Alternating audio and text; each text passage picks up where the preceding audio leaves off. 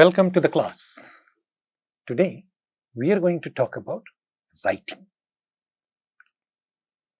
We are going to talk about some specific tips, certain things to keep in mind when we write an essay, a research report. In general, we are going to talk about writing, and then we will go to the specific details of what we must keep in mind when we are writing something. Writing is an art. Writing is a learnable skill in the process of language learning. Let me orient you with the skills that we have been talking about. We have talked about reading, speaking, writing, and listening. Out of these, speaking and listening are associated together, which is when we learn a language as a child, as a language as our first language, or several languages at a time as a child as first language, we need to know that such a learning is automatic. Such a learning is effortless. In our efforts in learning language as a child, we do not need systematic instructions. We only need to hear things, which is called receiving input from our society, from our immediate surroundings. And that input gets processed in mind with its available structure, which is part of the language acquisition device, and in a miraculous way, the capacity to speak develops in us. Based on the findings of how that capacity develops, we have derived certain things to present in a particular order, keeping in mind those processes to learn a new language at a later stage. However, learning a new language at a later stage, particularly after 15 years of age, requires more effort, requires systematic instruction, requires us to keep in mind how rules work and how they are derived from hearing, how human mind processes input. So we can learn a language, we can learn to speak a language at a later stage also.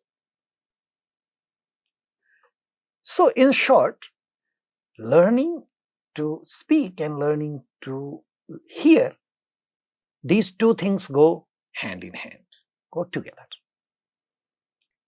In order to be able to speak a new language, the precondition is listening. We must be in a position to hear what we want to speak. That is, hear the language that we are learning. This, in a way, works for first language acquisition as well.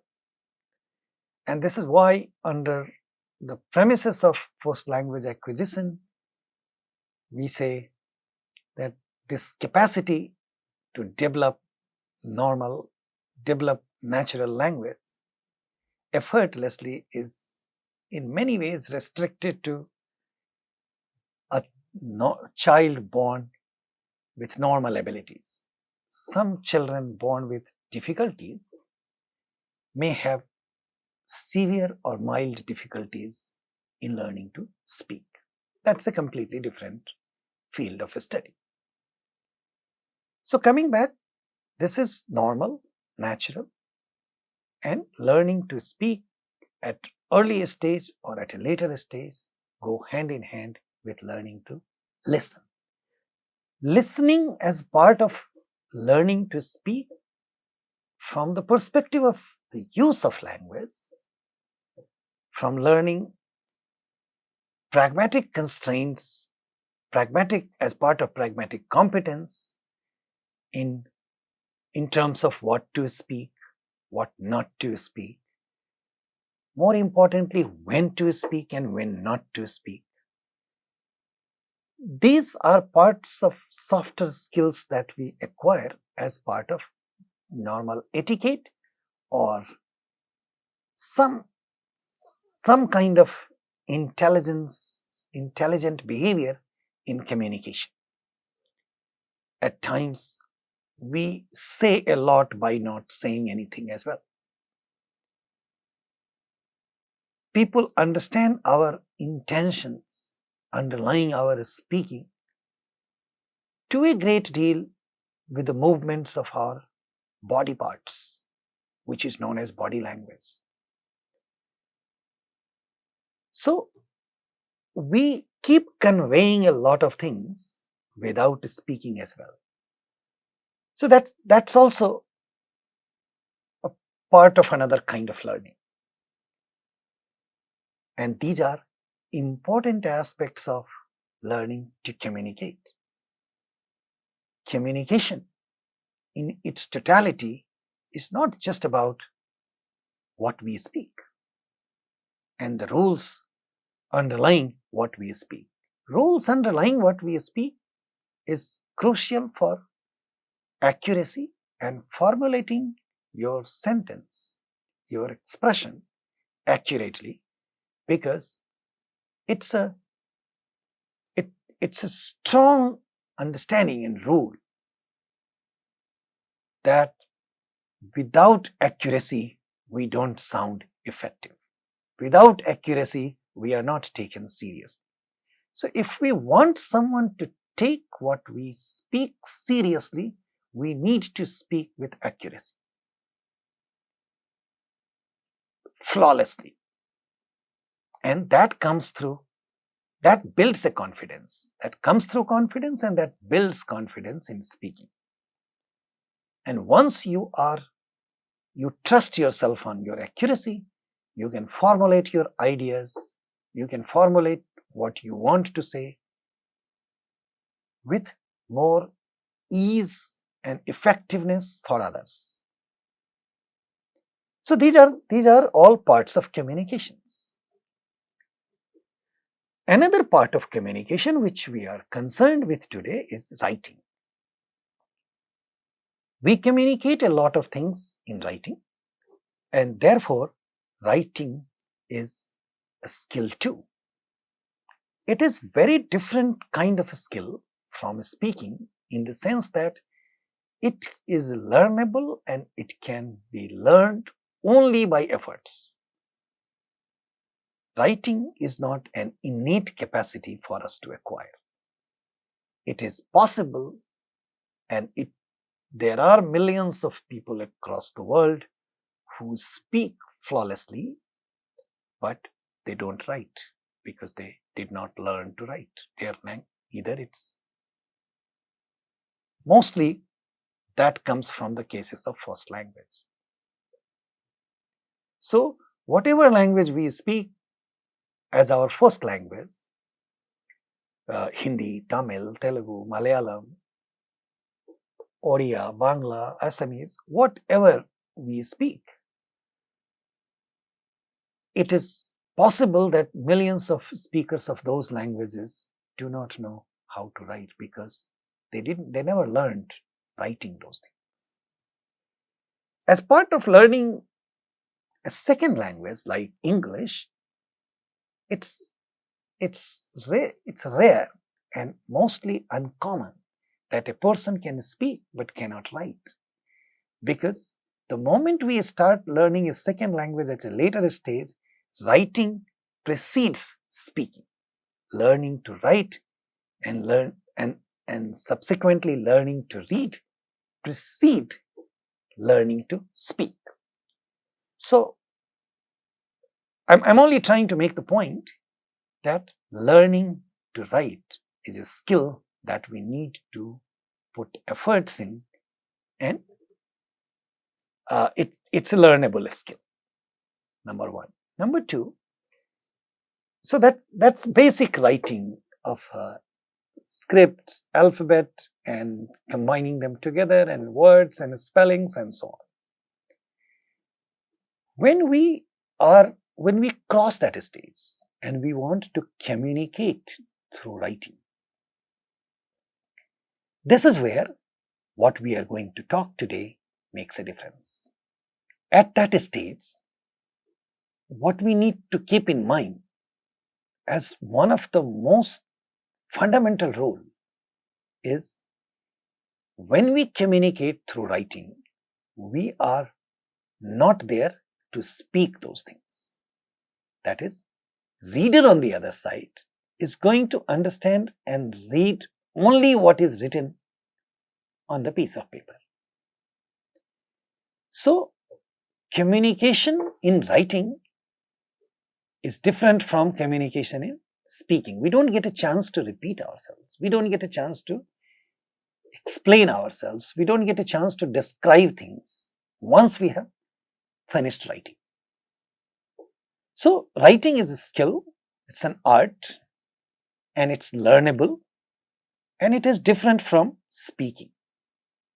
However, it is an important component of communication. So many things can make our writing effective, and we need to keep some of these things in mind as generic advice, as tips, and we can improve on it. More importantly, writing on a regular basis can improve writing itself. Writing is also a matter of habit formation. So I suggest here that you do keep writing something on daily basis. Writing is very much self-indulgent. You need to invest yourself and indulge yourself in the process. It gives you relief from many things that might be going on simultaneously in your mind. It gives you relief from your immediate environment because it captures your attention and helps you focus in one point. In some ways, if we can borrow the metaphor, writing is like yoga.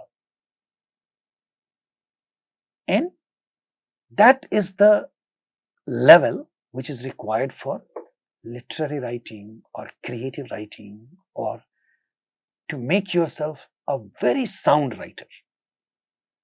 We need to write so many things. Sometimes we just need to write a letter. Sometimes we just need to write a short essay, a short paragraph, a short description, a short report, and so on. All these things require different kinds of skills. So it's not possible for us to talk about all kinds of writing, but I wanted to discuss this with you in terms of simpler things that we can always keep in mind, nonetheless, what we need to write. And also we needed to know what is writing all about. So please keep in mind, writing is like yoga. Writing helps you focus. We can't write properly without focusing, without forgetting immediate environment, and without a lot of preparations. You need to think, ideate, stop, meditate a lot before you can put things in writing. With the help of computers, it is much easier that you can rearrange your sentences without deleting much, without putting in much efforts. Whatever works for you, whether writing on computer or a tab or a phone or a notebook, do write, because that is prerequisite. However, if you can let yourself write on a piece of paper, this may sound old-fashioned, but this is going to help you a great deal in writing on computers also. It won't show up like speaking when you are learning to speak a language first. it takes a lot of time to reach the point where you are confident about your sentences, your pronunciation, where you feel you are making a meaningful discourse and conversation. It takes time. Similarly, writing a full page without being left around, in the sense that without being disconnected in your ideas, takes time. But if you write on a piece of paper, that is, writing in a notebook, is undoubtedly more helpful than writing on a computer screen. Nonetheless, what is more important is to writing per se. So having said this much, let me just say a few more things about what we need to keep in mind. So, as I said,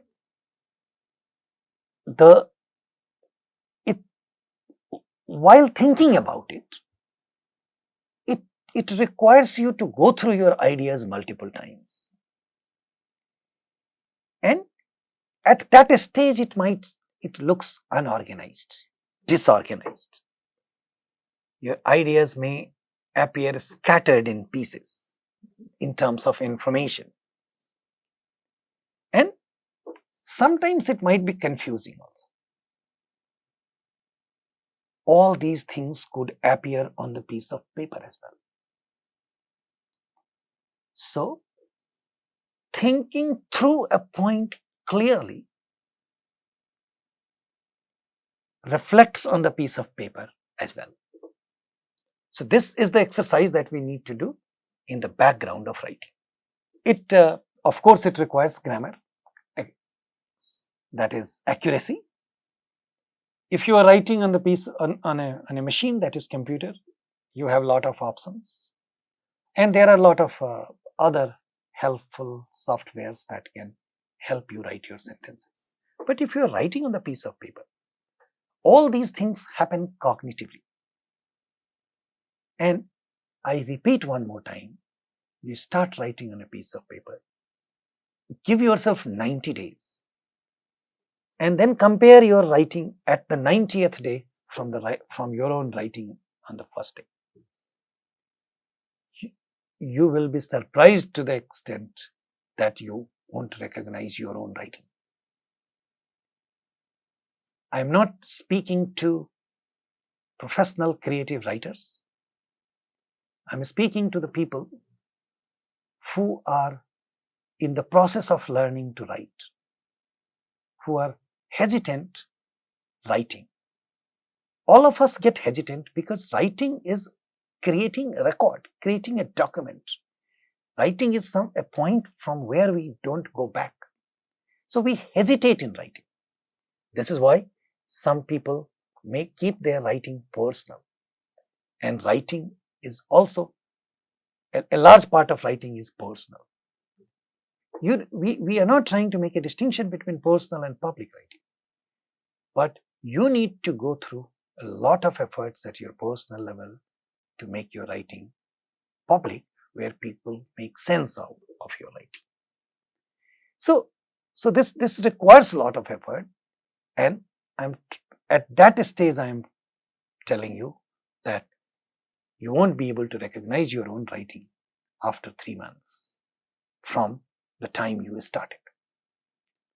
Compare the two for yourself. This is a nice kind of exercise or a gift that you can allow yourself to do. So your grammatical accuracy will also go up. If you make mistakes, leave it. But when you compare it after 3 months, you say you can see that your grammatical mistakes have disappeared.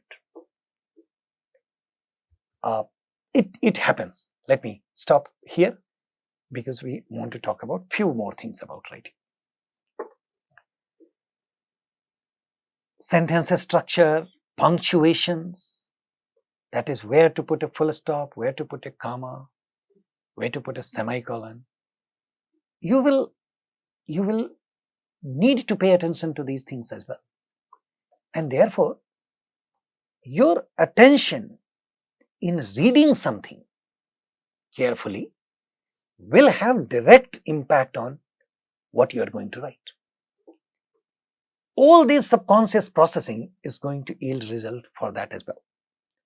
So, you are developing your own vocabulary, your sentence structure, the knowledge you gain about a subject, and the basic writing skills. All of them are going to get imported from your time that you invest in reading something. So, when you move from there, you need to, so there are some steps that you need to follow, and it helps. So, to give your writing a structure, you need to have clarity about your concept that you are going to write. Suppose you are writing an official letter. You need to have clear points that these are the things that you are going to write, and in a particular order for particular effect. So, it's like preparation. So, you know, it's a very simple, and sometimes it's intuitive also. You know, like we prepare for travel. When we pack our bags, the things that we need later, we put them at the bottom, and something that we need on the way or immediately after arriving, we might put them on the top.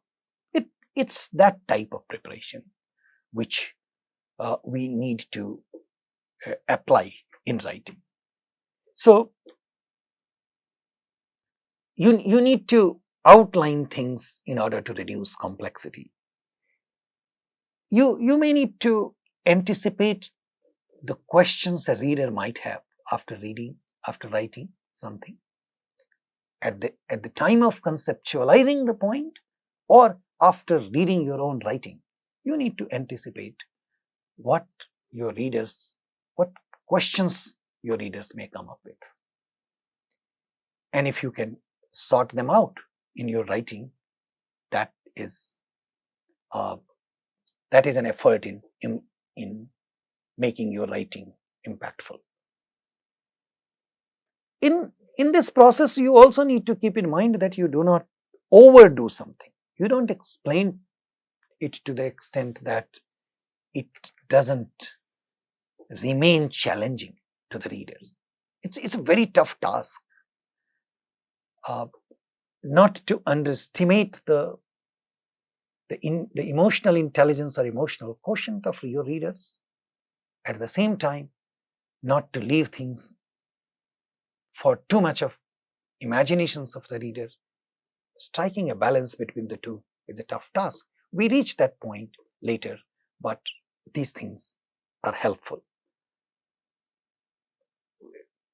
We need to be a little bit careful about using long sentences with too many postpositional phrases. As you know, postpositional phrases are adjuncts. We do not need to overload our sentences. We do see the uses of subordinate clauses a lot in writing, but we need to be a little careful about that. In writing, we are completely going to remove filler words and phrases, the way we use them while speaking. Like, I think so, I didn't know, I don't know. These kinds there are a lot of filler phrases. I hope it is clear. There are a lot of things that we do, that we use in spoken language, which we do not need to bring in writing. In that sense also, writing is very different exercise. So, you basically you will need to practice to get to that point. It helps to know what is the type of our writing, what is our goal, who is our intended audience. If that is in mind, it becomes very helpful. So sometimes we write about our essay could be of argumentative type. It's an admission type or a persuasive type or a comparison. We are trying to write a comparison or contrast. It could be a personal essay in terms of a memoir or a diary or expository in nature. So each one of them will have their own specific things, specific requirements. And once you go into the details of that, you can learn more about them. But clarity and accuracy are the foundations of these things.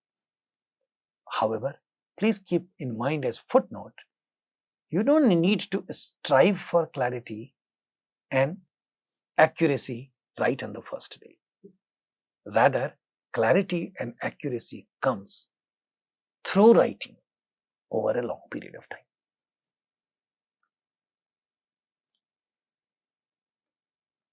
So we need to decide if we keep in mind the kind of writing we have to do, that will give you a lot of clarity in terms of thinking through your topic. And thinking through your topic will also require you to look at your topic. If you have to make a presentation around that, you need to research that topic carefully. You will need to be dependent on particular type of style or certain specific vocabulary of that type of writing. Sometimes you need to just make a shorter outline of what you want to write before you go into the details of developing your writing. And then when you finally have a piece of writing, do make sure that you edit your writing. If you are doing it on computer, it's very simple to edit it through a spell check or multiple types of checks. Even when you are writing on the piece of paper and you have to dispatch it to somebody, you can wait if it is for yourself. But if you have to dispatch your writing to somebody, do make sure that it is you make it a habit that you reread, edit, and then send it to somebody. Particularly, this becomes in principle a better practice if we are writing an email. We must reread our sentences in email before hitting the send button. Because once you have sent it, there is nothing to undo. So, rereading is a process of editing, and that is a good practice for any kind of writing. When we prepare a research report, research report is a very specific thing because research has to proceed before we put it in the form of a report. So the first thing about a research report is to organize it in a particular order, that we state the research problem, we describe the problem, and then we describe the method, which is the steps that we have taken in order to do research. Then we need to come to the body where we need to present evidence and argument in support of the evidence that have come. And finally, we write a conclusion. That is, what are the conclusive points derived out of the research in the whole process. So this is why it is called a report. The whole thing has happened. We just need to put them in that order in writing. Again, it might require certain specific vocabulary depending on the type of research, but these are some of the steps. So if all research is academic in nature, so we need to demonstrate the familiarity with the topics as well, which is sometimes called literature survey or literature review. We need to present the entire wealth or bulk of survey, bulk of familiarity with the literature, which has helped you sharpen up your question. See, the key point in a research report is the research question. And it is imperative for writing a research report to show the trajectory through which you have reached the question, the point. These things are helpful in any kind of writing as well, but particularly for research. Now, if you, since I have mentioned the term research several times, any research is about a systematic study, a systematic process. Research, in other words, means a systematic process. And a systematic process requires three different stages. Systematic can also be called scientific. Anything that is systematic is scientific. So, it requires three different stages. One is observation, stage of observation, when we first observe something. Then comes the stage of description, that is describing what we observed. And third is explaining what we have observed and described. So these are three steps, and in that order. Because if you look backward, it's tough to explain anything, or we can go to the extent of saying it is impossible to explain anything unless we have described it for ourselves. And how do we describe something if we haven't observed carefully? So, these are the steps in the background for research. And keeping them in mind also helps us put them in the form of a report. So, again, keep in mind, so you could have different kinds of research reports. So, and once we move ahead, in order to describe, we need to make notes. In order to write a final report also, we need to go back and consult our notes, because in this entire process, it is almost impossible to remember everything. And then we need to give them a shape of organization, and that is an important step in designing any report. Keeping an outline in mind, and how we introduce a topic, what is going to be the body, and how we reach to the conclusion are parts of the steps that I have just described to you. And finally, you do allow yourself to go through the checklist of this for writing a report. Because a report is going to, the way you present your report is going to present your entire work to others. The better the report, the better you have a possibility to convince others.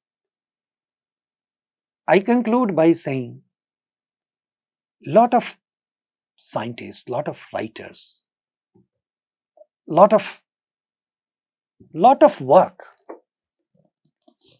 can only be conveyed through writing. You can convince people only through good writing. So, good piece of writing, in an organized fashion, can only be impressive and impactful. In the process of writing, impressive doesn't mean selecting too many adjectives or too many adverbs. In fact, we should avoid using too many adjectives. We should avoid writing too many passive sentences. And impressive and impactful writing is contingent and dependent on our capacity, our ability to organize it properly in our mind. So, striking a balance through this can allow you to explain, to present your work through writing to others in your absence. Because when we write, we keep in mind that for the reader, we are only present in the form of our words, in the form of that report, and we don't have a chance there to add or delete anything from there. So one more time, writing is a learnable skill, important part, requires a lot of practice, and writing repeatedly over a long period of time can allow us to become impressive. Nobody becomes perfect right in the beginning, right in their few attempts. So if it takes time, it's not abnormal. Please allow yourself time. Keeping these things in mind, more importantly, and the last point which I repeat, where I repeat myself, please continue writing. Indulge yourself in writing. You will get there. Thank you very much for listening. We look forward to hearing from you, your questions, comments on these topics, these things. And until we meet next time, take care.